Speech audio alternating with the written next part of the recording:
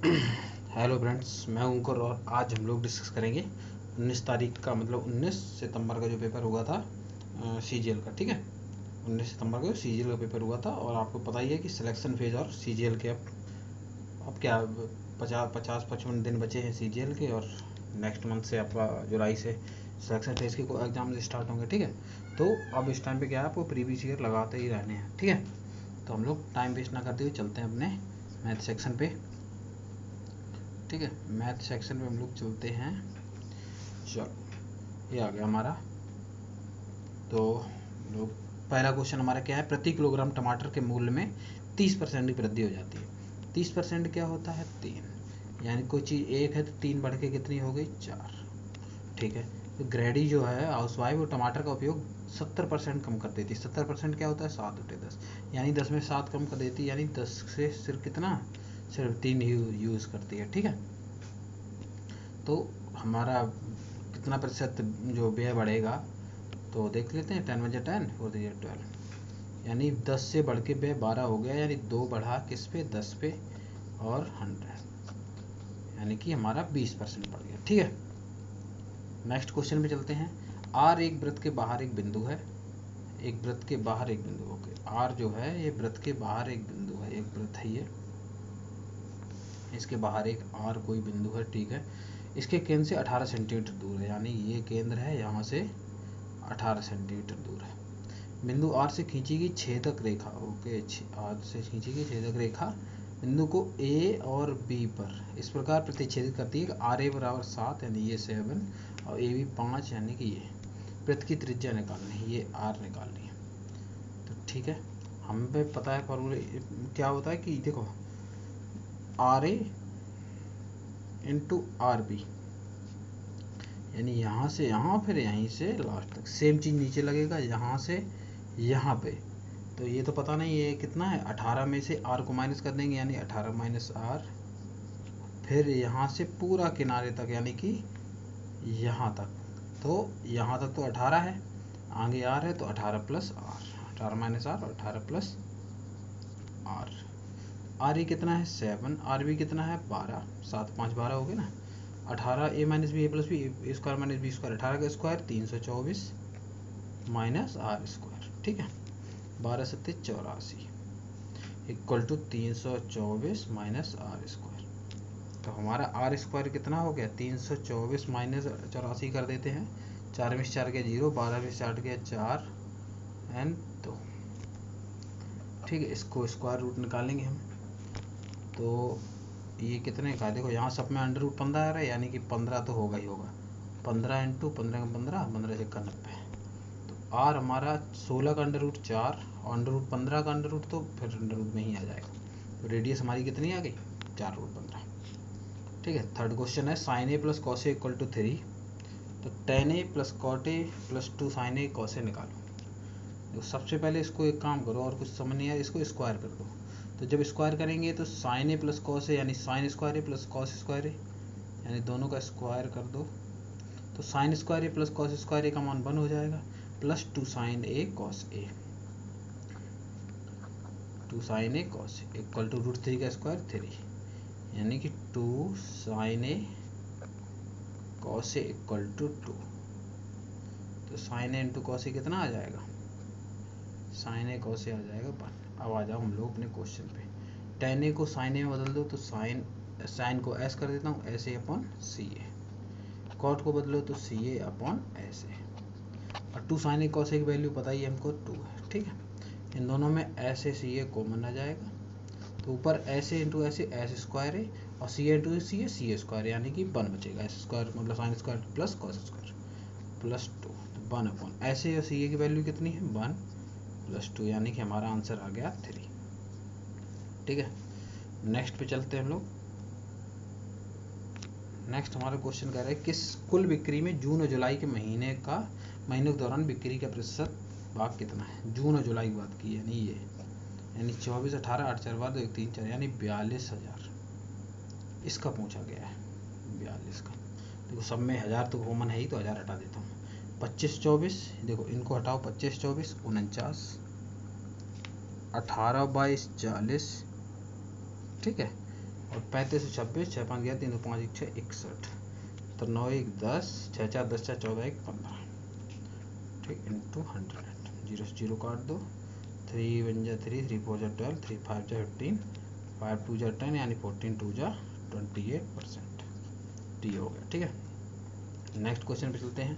कह रहा है इस ये x Q minus 4x² minus 18 8x plus 11 में कौन सी संख्या घटाई जाए ताकि x प्लस 2 से विभाज्य हो जाए। तो हम x प्लस 2 को ही 0 के बराबर मान देते हैं, यानी x इक्वल टू -2, सब जगह रख दो, तो एक्स क्यूब -2 का क्यूब माइनस का 8, माइनस का 8 माइनस एक्स स्क्वायर क्या होता है, -2 का स्क्वायर तो प्लस का 4, 4 4 जा 16, साइन क्यों नहीं बदले, क्योंकि -2 पहले से ही स्क्वायर खत्म हो गया। अब यहाँ बदल जाएगा, माइनस माइनस प्लस, 8 2 जा 16 प्लस 11, 16 से 16 चला गया, 11 माइनस 8 3, मतलब हम 3 को ही माइनस करते हैं तो ये संख्या अलग x प्लस 2 से विभाज्य हो जाएगी। ठीक है, ये कह रहे sine X plus cosec X equal to 2, तो sign 7x plus cosec 7x का मान। देखो यहाँ पे अगर हम साइन x को x मान लें, साइन x को मान लो a, तो ये लिखा है देखो a प्लस 1/a बराबर 2 है, इसका मतलब क्या होता है, इसका मतलब a बराबर 1 होता है।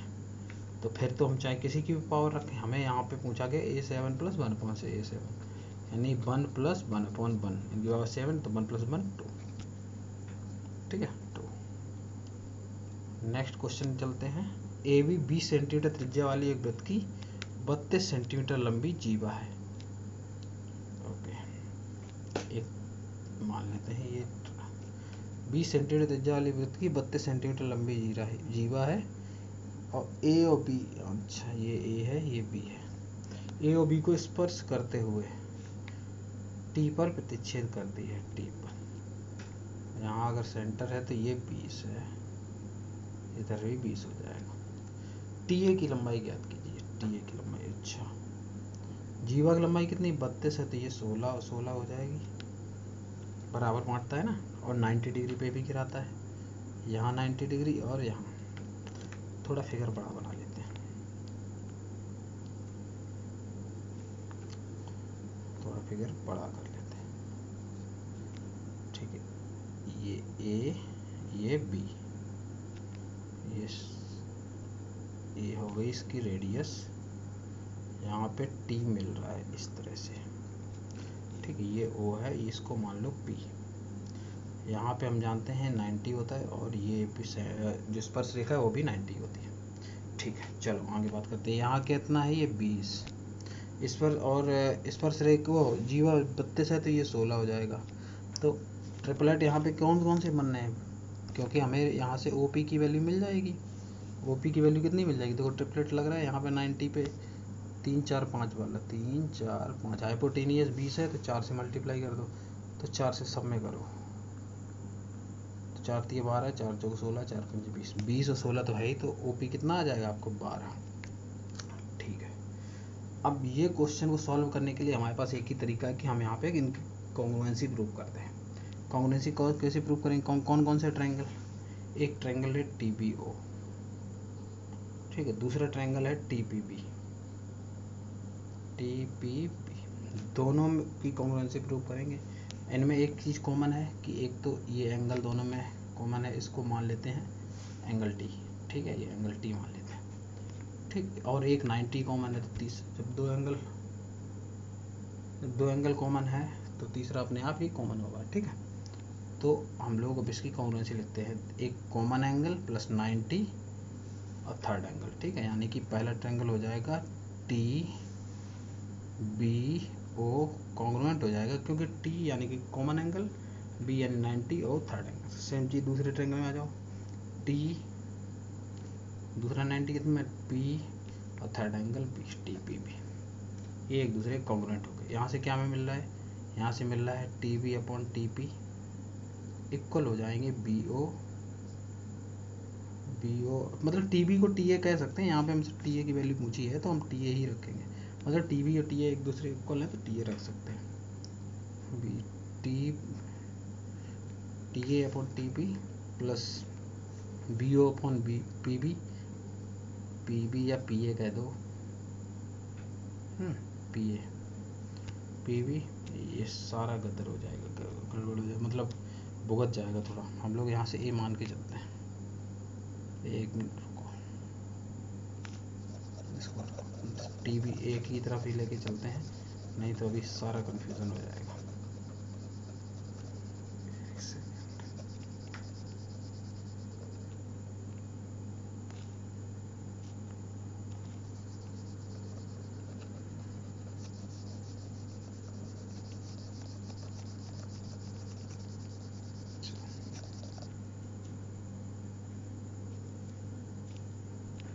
चलो अब हम लोग चलते हैं। हम लोग मानते हैं कि इस बी की जगह हम लोग ए कर देते हैं, इसकी जगह बी। तो T B O, T A O, T B O कह रहा हूँ, टी ए ओ, और ये कॉन्ग्रुएंट किसके होगा, टी पी ए के। अब आ जाओ इधर, T A upon T P equal हो जाएगा ए ओ अपॉन पी ए, ये इक्वल हो जाएगा T O upon T A. सबकी वैल्यू रखो। टी ए कितना है हमें नहीं पता, T A upon T P कितना है, टी पी कितना है, टी पी भी हमें नहीं पता, इक्वल टू ए ओ। ए ओ कितना है, ए ओ है आपका 20, पी ए कितना है, पी ए है आपका 16, टी ओ कितना है, टी ओ हो जाएगा आपका T P plus O P, यानी 12 plus T P, 12 plus T P upon T A. ठीक है, इससे हमें सॉल्व करने का मौका मिल जाएगा। यहाँ से देखो 4 5 जो 20 और 4 जो 16, यानी टी ए की वैल्यू अगर हम टी पी की वैल्यू रख दें इन दोनों में, तो यहाँ से हमें टी पी की वैल्यू कितनी मिल रही, टी पी की वैल्यू मिल रही है 4 टी ए अपॉन 5। ठीक है, 4 टी ए पी अपॉन 5। अब इसमें रखो, तो यहाँ पे रखते हैं टी पी की वैल्यू 12 प्लस टी पी की वैल्यू क्या है 4 T A upon 5 upon T ए, ये इक्वल वैल्यू आ गई 5 अपॉन 4। बड़ा कैलकुलेटेड सवाल है। तो 12 पंचे 60 प्लस 4 टी ए, इधर आ जाओ, 12 पंचे 60 plus 4 T A upon 5 T A equal to 5 upon 4। 6 चौक 24, 240, 4 चौक 16 T A equal to 25 T A. 25 में 16 यानी कि 16 9 25, 9 टी ए की वैल्यू 240। तो टी ए कितना आ जाएगा, 3 से अगर हम काट दें तो 80 अपॉन 3, और 80 अपॉन 3 कितना होता है 26.67। कैलकुलेटेड सवाल था, इसको बाद में करना है, पहले नहीं, इसको छोड़ के आगे बढ़ जाओ। 150 सेंटीमीटर 250 सेंटीमीटर लंबाई की 2 रेलगाड़ियाँ समांतर लाइनों पर चलती हैं। ठीक है, जब भी एक ही दिशा में चलेंगे, तो एक ही दिशा में चलेंगे उनकी स्पीड क्या हो जाएगी, माइनस हो जाएगी। तो एक दूसरे को पार करने में 20 सेकंड का समय लेती है। एक दूसरे को पार करने में, यानी कि दोनों की डिस्टेंस जो है जुड़ जाती है 250 150 400 अपॉन टाइम कितना ले रही हैं 20 सेकेंड, यानी कि S1 माइनस S2 20 आ गया। कह रहे हैं जब वो विपरीत दिशा में चलती हैं, यानी कि उनकी स्पीड S1 प्लस S2 यानी जब वो एक साथ मतलब विपरीत दिशा में चलती है उनकी स्पीड जुड़ जाती है, तब वो 400 मीटर कितने टाइम में लगेंगे उनको, 5 सेकेंड, यानी 80। हमें दोनों रेलगाड़ियों की चार्ज निकालनी है, दोनों को जोड़ दो तो S2 से S2 कट गया, 2S1 बराबर 80 20 100, S1 आ गया 50। जब S1 50 है तो सीधी सी बात S2 कितना हो जाएगा 30। लेकिन अभी आंसर आया नहीं, क्योंकि यहाँ किलोमीटर प्रति घंटे पूछा है, तो किलोमीटर प्रति घंटा के लिए 18/5 से मल्टीप्लाई कर देते हैं। 5 तो 18 180 इसका हो गया, 5 6 18 का 108 किलोमीटर पर आवर इसका हो गया। ठीक है, नेक्स्ट चलते हैं। 26 सेंटीमीटर आधार और 18 सेंटीमीटर ऊंचाई वाले समांतर चतुर्भुज। समांतर चतुर्भुज क्षेत्रफल का क्या होता है, बेस इंटू हाइट, यानी इन दोनों का मल्टीप्लाई। 26 इंटू 18 468। एक हीरे की कीमत उसके वजन के वर्ग के अनुपाती है। ठीक है, एक बार एक हीरा वजन के 4 3 2 के टुकड़ों में टूट जाता है, तो टुकड़ों बेचा गया तो व्यापारी को उस हीरे की कीमत से 63,000 रुपये कम मिले। अच्छा, स्क्वायर के रूप में देखो, अगर हम ये टूटा है टुकड़ों में, तो पहले ये कितना होगा 4 3 7 2 9 1, 4 3 7 2 9 1 10, यानी पहले ये 10 यूनिट था और इसके वजन के स्क्वायर के अनुपात, यानी पहले इसकी जो कीमत है वजन के स्क्वायर के अनुपात, यानी कि पहले इसकी कीमत 100 थी, क्योंकि वजन 10 है तो इसका स्क्वायर यानी 100 थी। तो अब कितनी हो जाएगी, 4 चौको 16, इनका सबका स्क्वायर कर दो, 3 त्रिका 9, 2 दूनी 4, 1 1 हमें 16 9 25 4 29 1 30, यानी पहले जिसकी कीमत 100 थी अब 30 रहेगी, यानी कितनी कम होगी 70, और यही 70 यूनिट इसके 63,000 के बराबर है। तो 1 यूनिट की वैल्यू 900। मूल कीमत पूछा गया है, तो मूल कीमत 100 थी तो 100 से 90,000 हो गया। ठीक है, नेक्स्ट चलो। एक विक्रेता ने 10 किलोग्राम प्रति के हिसाब से सब्जियां बेचना शुरू किया और इस स्तर पर नहीं खरीदा लेकिन उसने क्या किया, कीमतें घटाकर 7.2 प्रति किलोग्राम कर दी, यानी पहले कीमत 10 रखी, बाद में 7.2 कर दी। और लेकिन 1 केजी के बजाय 900 ग्राम देता है, यानी 900 ग्राम मतलब देता है और बोलता कितना है 1000 ग्राम है। ठीक है, तो इनका वास्तविक मूल्य प्रतिशत निकाल लेते हैं। 1 2 3 से 3 चले गए, 9 से कोई कीमत हो 7.2 पे बेच रहा है, उसको घाटा हो रहा है कितने का, 1.8 का, कितने पे 9 पे 200। तो ये हमारा 5 बार गया, 20% का परिवर्तन हुआ है। ठीक है, एक पर्स की खरीद पर 10% या 20% की क्रमागत छूट दी जाती है। पर्स का अंकित मूल्य कितना है 2250, इस पर 10% की छूट देगी, यानी कि वो 9/10 पे बेचेगा। अगली 20% की छूट देगा, यानी कि 4/5 पर बेचेगा। ठीक है, 20% क्या होता है 1/5, तो 5 जीरो से जीरो चला गया, 5 चौको 20 बचा 25, 45 इंटू 9 चौको 36, तो मल्टीप्लाई कर लेते हैं। 45 और 36 का 6 पंचे 30, 3 6 चौको 24, 5 3 15, 24 6 चौको 24, 5 3 15, 24 15 39, 3 42, 4 5 3 जाती है 12 4 16, 1620 रुपये। गुंजन द्वारा सभी 4 विषयों में प्राप्त अंकों का कुल प्रतिशत क्या है। गुंजा यानी कि ये गुंजा के द्वारा पूछा गया 4 सबका, यानी ये तो जोड़ लेते हैं। 9 2 11, 11 9 20 27, 2 वहाँ चले 9 9 18, 1 19, 1 20, 2 22, 2 फिर है 1 2 2 4, 427, और 1 का पूर्णांक कितना 175, तो 4 का कितना हो जाएगा 175, 350 दूनी 700। तो परसेंटेज निकालने के लिए 100 से मल्टीप्लाई, 7 42, 7 1 7, यानी 61%। ठीक है,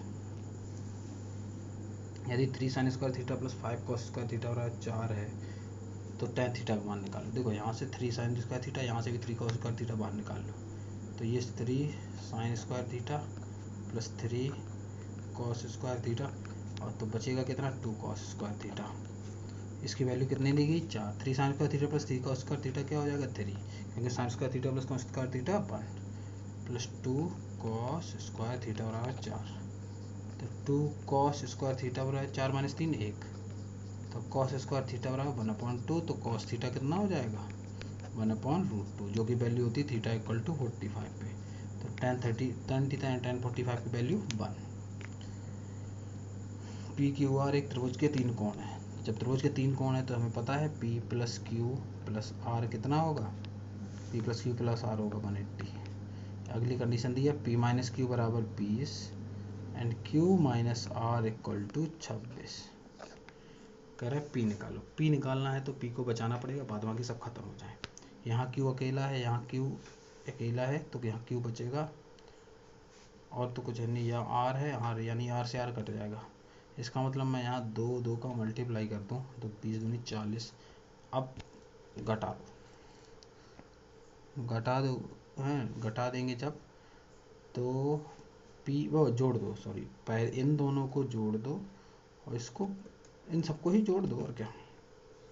जब हम जोड़ेंगे तो Q और प्लस Q से 2Q खत्म हो जाएगा, प्लस R से माइनस R खत्म हो जाएगा, 2P plus P 3P equal to, सबको जोड़ दो 6 4 2 6 8 14, 1 1 2 240 246, 2 3 8 24, 3 6, यानी 82 डिग्री P की वैल्यू आ गई।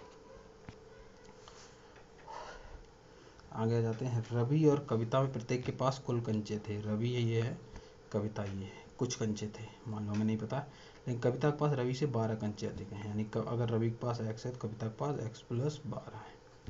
कह रहे उनमें से प्रत्येक के पास एक ही कंचा अगर अधिक होता, यानी कि अगर ये भी x प्लस 1 होता और ये भी x प्लस 13 होता, तो कविता के पास मौजूद कंचों का 3 गुना, यानी कि ये 3 गुना बराबर होता है रवि के कंचों के 4 गुने के बराबर।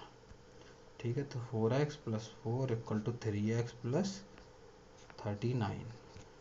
इधर x ले आओ तो x = 39 - 4 35। किसकी पूछे? कविता के पास। तो 12 अधिक थे, 35 + 12 यानी 47। ठीक है, नेक्स्ट क्वेश्चन पे चलते हैं। दिया है हमें a + 1/a = 7√3, a6 + 1/a6 पूछा है। यहाँ से हमें a² + 1/a² मिल जाएगा।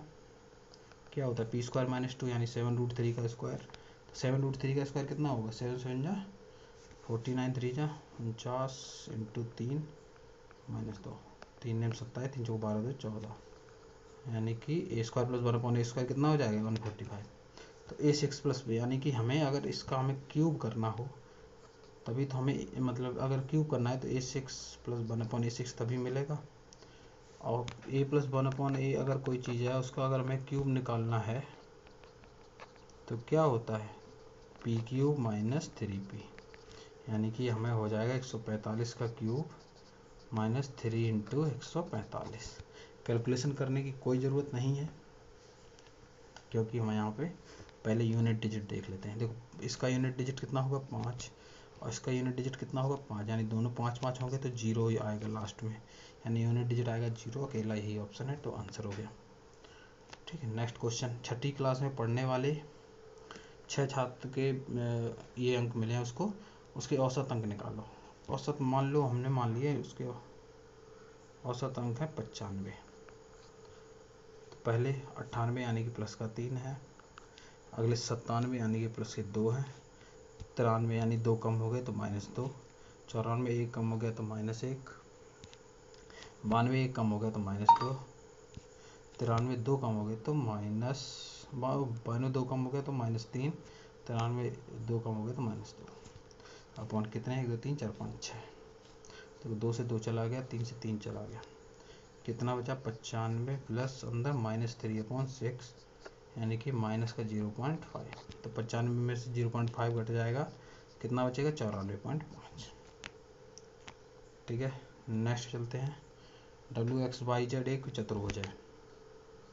ये रहा चतुर्भुज हमारा WXYZ। कह रहा है XQ और ZP WY के Y पर लंबवत हैं। WY के इस प्रकार लंबवत हैं कि XQ और YP WY के इस प्रकार लंबवत हैं। ओके, तो WY पर इस प्रकार लंबवत हैं कि XQ = ZP, यानी ये इधर है XQ, ZP ये इधर है। ठीक है, ये कह रहा है कि विकर्ण ZX, यानी यहाँ से ये ZX WQ को O पर प्रतिच्छेद करता है। तो OX = 12, तो X = 12, तो ZX का मान, अरे यहाँ तो ये ऊपर कोई काम ही नहीं था।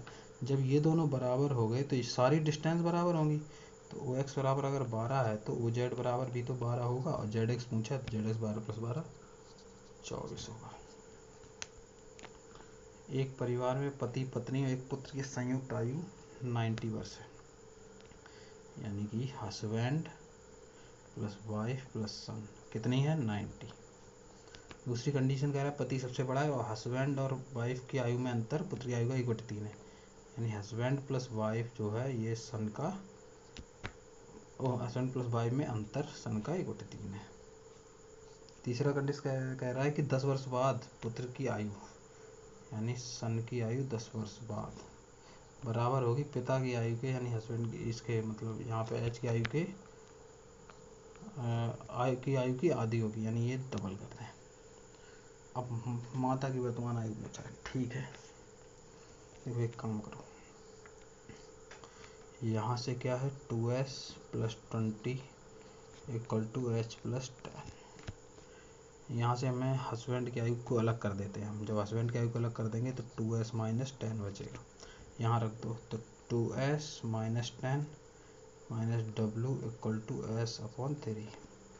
3 का यहाँ मल्टीप्लाई किया तो 6s - 30 - w 30 = 6x को s इधर ले आओ तो 5s - 3w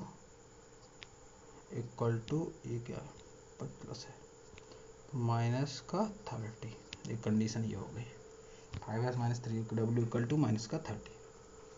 अच्छा अब यहाँ से देखो हमें यहाँ से एक एस डब्ल्यू मिल गया, यहाँ भी एस डब्ल्यू, एच को गायब कर दे। एच को गायब करने के लिए एच को यहाँ छोड़ो, दूसरी तरफ ले जाओ, तो यहाँ एच की जगह क्या आ जाएगा, एस अपॉन 3 प्लस डब्ल्यू और plus W plus S equal to 90। तो 2w plus S 3s upon 4s upon 3 equal to 90। तो 3 से मल्टीप्लाई सब जगह है, 3 2 6w प्लस 12s, 12s नहीं 4s इक्वल टू 270। यहाँ क्या आया है देखो, यहाँ क्या आया है, यहाँ पे रख दो 4s plus 6w equal to 270। ऊपर 2 का मल्टीप्लाई करते थे, जब 2 का ऊपर मल्टीप्लाई कर देंगे तो 5 × 10s minus 6 equal to minus 60। इनको जोड़ दो तो ये कट जाएंगे, 4 और 10 14s इक्वल टू 27 में से आ गया 210। 14 से काट दो, 14 एकम 14, 14 पंचे 70, तो एस हमारा आ गया 15। अब हमें किसी में रख दें, इसमें रख देते हैं, तो एच इक्वल टू 15 दूनी 30 10 40। यहाँ से हमें एच की वैल्यू मिल गई 40, तो ये हो गया 40, ये हो गया 15, तो बचा कितना 55, 90 माइनस 55 35, यानी जो माता का आयु 35 वर्ष है। ठीक है, 2 कैलकुलेटेड क्वेश्चन है इसमें, अभी तक तो 2 मिले हैं। ठीक है, बाद वांगे आगे देखते हैं। इसको 6 चाहों को 24 एक 25 upon 6 into 1 upon 25 into 75 divide by, इसको कर ले ऑफ वाला पहले सॉल्व किया जाता है, तो 5 10 25 डिवाइड बाई 25, 25 25 चला गया, यहाँ से 1 अपॉन 6 इंटू 75 25 3 3 दूनी 6 यानी 1 अपॉन 2 बचा। कह रहा है अमन ने योजना ए में साधारण ब्याज पर 5% की अवधि के लिए 8% वार्षिक दर से धनराशि निवेशित की। मान लो योजना ए में ए धनराशि है उसकी 5 वर्ष की अवधि से 8%, यानी कि 8 पंचे 40, यानी उसका ब्याज बना 40%। आगे कह रहा है साधारण ब्याज पर उसने साधारण ब्याज पर योजना ए की राशि के 4 गुना 5% वार्षिक ब्याज से 7 वर्ष के लिए योजना बी में निवेश किया, यानी 4 गुना, यानी कि 4a राशि 5% मतलब वार्षिक दर से 7 वर्ष के लिए, यानी 5 यानी उसका ब्याज बना 35%।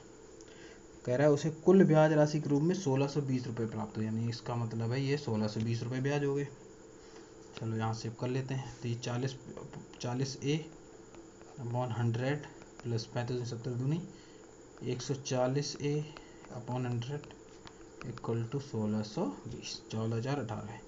180a इक्वल टू 1620 इंटू 100, 0 18 निम्मा 162, यानी ए की वैल्यू आ गई आपकी 900। क्या कह रहे हैं योजना बी में तो ए का 4 गुना लगाया था, तो इंटू 4 कर दो 3600। कह रहा है पाइप एक्स जो है 9 घंटे में टंकी भर सकता है, ठीक, बाई इसे 21 घंटे में, तो इनका 63 9 7 63 21 63।